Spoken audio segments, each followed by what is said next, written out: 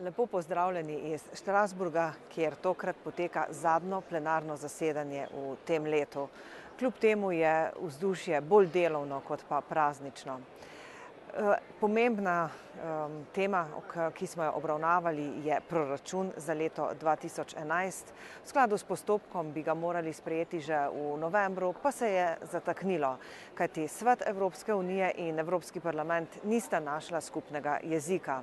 Grozilo nam je, da bomo v naslednje leto vstopili z nesprejetim proračunom in da bo poraba morala upoštevati pravilo 1/12. No, kljub temu pa sta Svet in parlament zdaj zbližala stališča, tako da smo se uspeli dogovoriti tako o višini proračuna, kot tudi o pristojnostih Evropskega parlamenta v skladu z novo Lizbonsko pogodbo. Predvsem parlament vztraja pri tem, da je potrebno proračun posodobiti, ga približati sedanjim razmeram in potrebam, kajti sedanja struktura samega proračuna bolj odseva razmere, ki so veljale pred nekaj desetletji. In vse to bodo teme, ki bodo odprte pri obravnavi nove finančne perspektive, kjer želi Evropski parlament imeti dovolj velike pristojnosti, da bo svoje poglede tudi uveljavil. Druga pomembna tema je učinkovita raba energije, kjer smo si v Evropi zadali cilj, da bomo izboljšali svojo energetsko učinkovitost vsaj za 20% do leta 2020, pri izpolnjevanju te zaveze pa smo zelo šibki.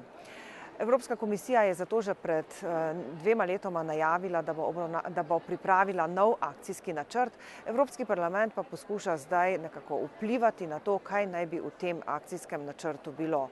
Tako da obravnavamo možne mehanizme, ki bi pospešili učinkovito rabo energije, kot so standardi, skupna metodologija, podpora. Obravnavamo pa tudi seveda za to potrebne finance. Tretja tema, ki jo želim omeniti, je, da je parlament obravnaval rezultat podnebnih pogajanj v Cancunu. Skupna ocena je bila, da smo zadovoljni s tem, kar se je zgodilo, vendar pa nas čaka še veliko dela, da bomo globalno temperaturo in njeno zvišanje res zaustavili pod 2 stopinjama Celzija.